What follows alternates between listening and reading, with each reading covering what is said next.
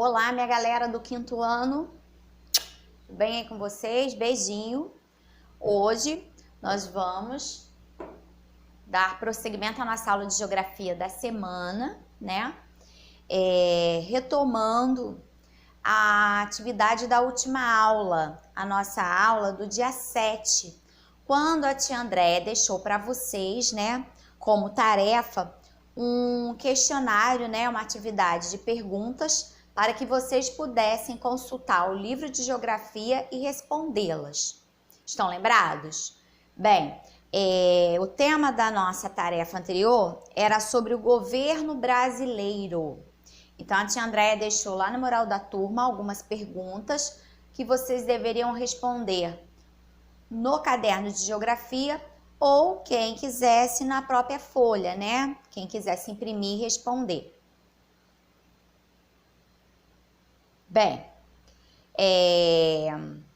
nós vamos começar então nossa aula fazendo a correção comentada dessas questões, correto? Então vamos lá. Na questão 1, a tia Andréia colocou a seguinte pergunta. Vocês já sabem que o território brasileiro ele é dividido em estados e os estados são divididos em municípios.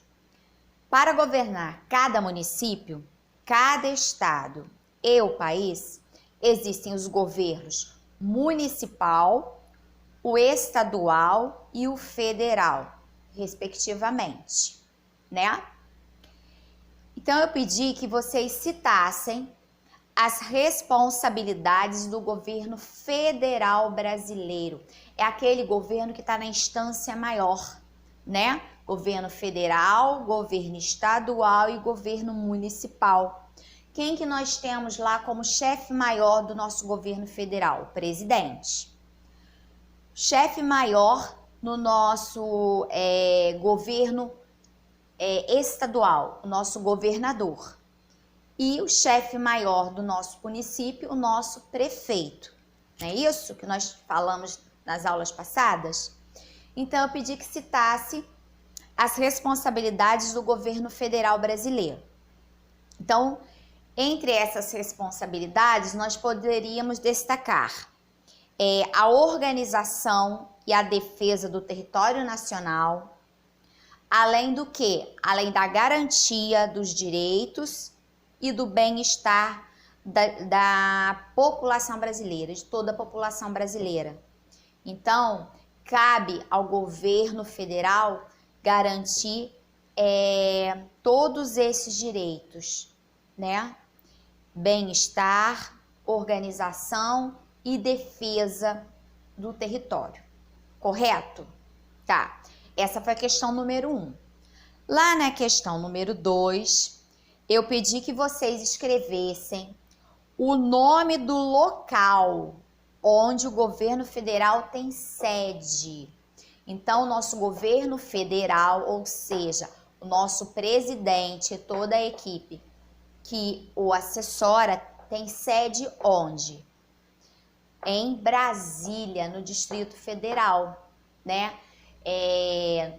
Quem colocou no Palácio do Planalto, ok, mas aí o ideal é que vocês complementem quem colocou assim, que coloquem sim, mas que acrescente que essa sede fica em Brasília, no Distrito Federal, certo?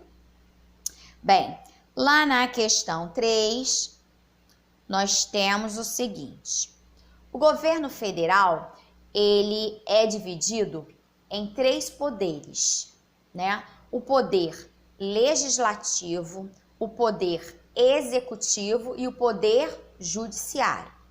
E aí eu pedi que vocês descrevessem a função de cada um desses poderes. Cuidado, porque eu observei em alguns exercícios que me foram encaminhados pelo mural da turma, que ao invés de descrever a função, né, desse poder, elencaram as pessoas que compõem esse poder, tá?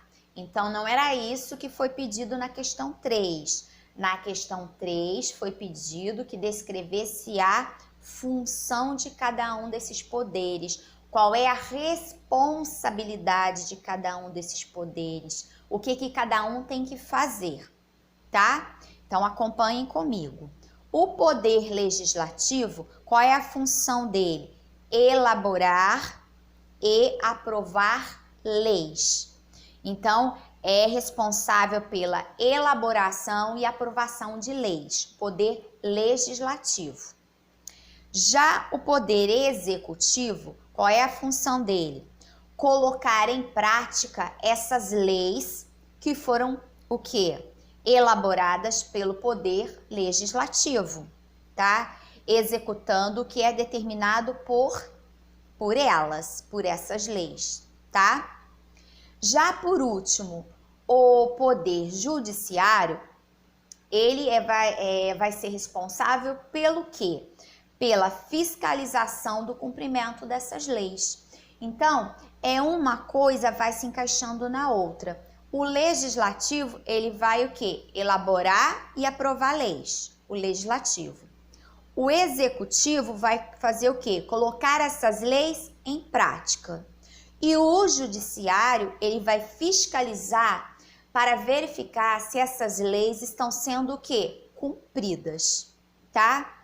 Então, é um trabalho em equipe, onde um poder vai apoiando o outro para que a população, para que a sociedade seja resguardada. Combinado? Bem, e lá na questão número 4, nós temos o voto é um direito e um dever do cidadão. Quem deve votar? Exatamente. O voto é um direito e um dever do cidadão, assegurado pela nossa Constituição, tá? Mas existe o quê? Os requisitos para poder se votar. E foi isso que eu pedi que vocês descrevessem para mim. Quem deve votar? Então, atualmente, o voto ele é obrigatório para todos os brasileiros alfabetizados que tenham entre 18 e 69 anos de idade. Então, todo brasileiro que tenha entre 18 e 69 anos de idade e que seja alfabetizado, ele é obrigado a votar, porque o nosso voto, ele é o quê? Obrigatório, tá? Ele não é facultativo. Facultativo é quando ele te dá a opção de você votar ou não, tá? No nosso caso, brasileiros alfabetizados que tenham essa faixa etária de 18 a 69, o voto é obrigatório, tá? Bem, questão 5. Na questão 5, foi a última questão do nosso questionário, né? Das nossas perguntas de revisão sobre o governo brasileiro. Então, eu perguntei o seguinte: o voto feminino sempre existiu? Justifique sua resposta. Então, vocês teriam que dizer sim ou não, né? E diante disso, justificar, argumentar a resposta de vocês. Então, vamos lá. De acordo com os nossos estudos, com as anotações que nós temos no nosso livro de geografia, que eu até pedi nessa última aula, que vocês consultassem as páginas 28 e 29 para realizar esses exercícios, nós temos a seguinte informação: o voto feminino nem sempre existiu.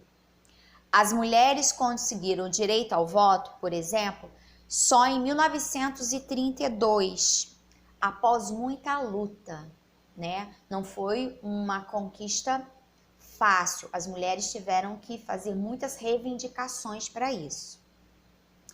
Mas somente em 1946, o voto feminino passou a ser obrigatório, como acontece com os homens, tá? Assim como os homens. Então, conseguiram direito ao voto em 1932, mas a obrigatoriedade do voto feminino só aconteceu em 1946, correto? Bem, então essa foi a nossa correção comentada da última tarefa de geografia, da nossa última aula da semana passada. Na aula de hoje, eu peço que vocês, por gentileza, peguem o livro de geografia de vocês, ok? Livrinho de geografia nas mãos. E abram, por gentileza, na página 57. Lá na página 57, nós temos um textinho.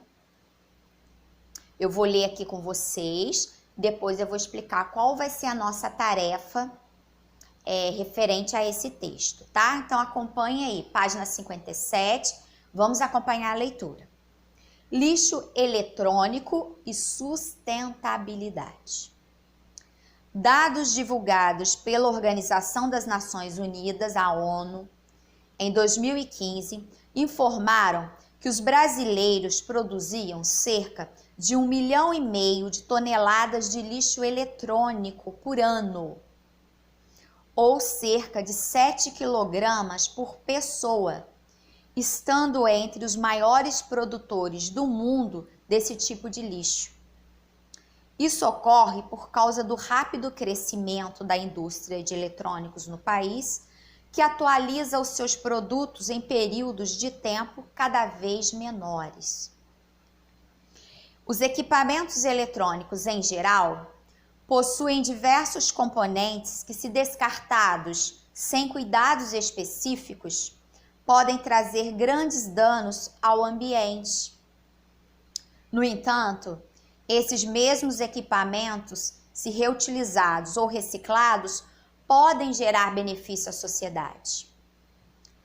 Pessoas sem condições de comprar um aparelho novo podem comprar um usado por um preço mais baixo. Outras podem ganhar dinheiro vendendo componentes e materiais de eletrônicos descartados. Então, aqui nós estamos vendo uma situação que acontece com esse nosso desenvolvimento tecnológico, né?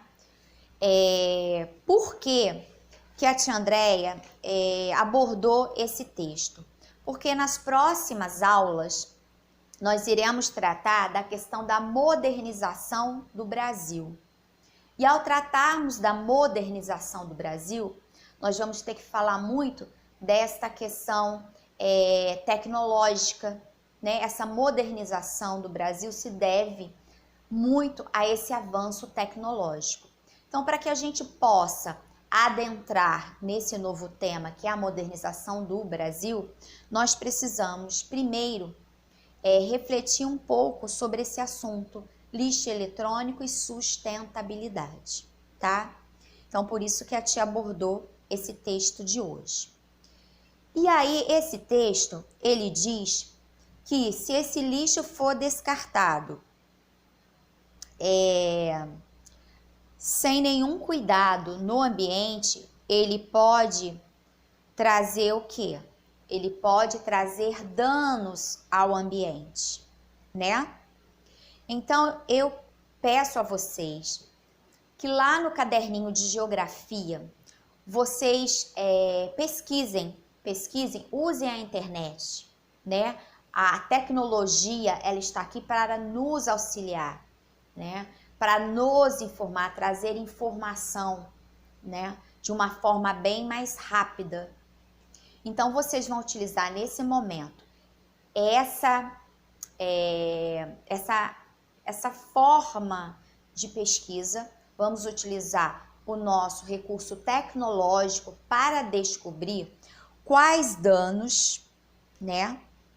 Quais perigos esse descarte inadequado do lixo eletrônico pode trazer para o meio ambiente, para as pessoas, porque afinal de contas, nós fazemos parte desse meio ambiente. Então, quando esse lixo eletrônico é descartado sem nenhum cuidado, que perigo ele traz, né? Quais danos ele causa? E aí, eu peço para vocês que vocês anotem, tá? Essa vai ser a tarefa para casa, que é aquela tarefa que a tia pede que vocês postem logo após vocês assistirem à aula e realizarem a atividade, que vocês postem no mural da turma esse exercício, ok? Vocês então vão pesquisar que perigo é esse, que dano é esse, e vão escrever, anotar no caderno de vocês de geografia, ok? Então, tarefa para casa.